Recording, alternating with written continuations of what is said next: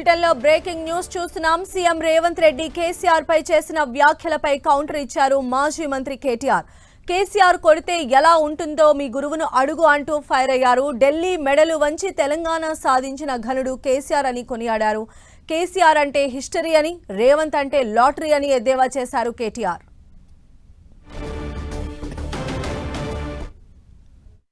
ఏమంటాడు కేసీఆర్, నువ్వు కొట్టుడు కాదు, నువ్వు నిలవాడు, సరిగ్గా నిలవాడు, కట్టలేకుండా నిలవాడు అంటుండు.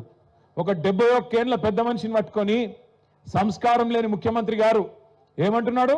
కట్టబట్టుకొని నిలవాడు అంటుండు.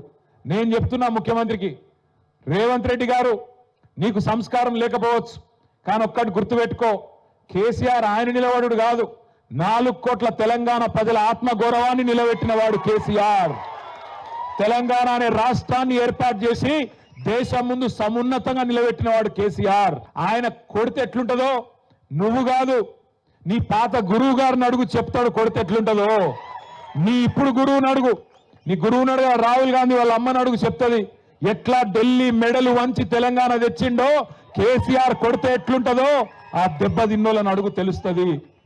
ఆయన నాకు తెలియక అడుగుతా, ఈయనకు కేసీఆర్కి ఏమైనా పోలికున్నది? అసలు కేసీఆర్ ఏమో హిస్టరీ, కేసీఆర్ అంటే హిస్టరీ, రేవంత్ రెడ్డి అంటే లాటరీ.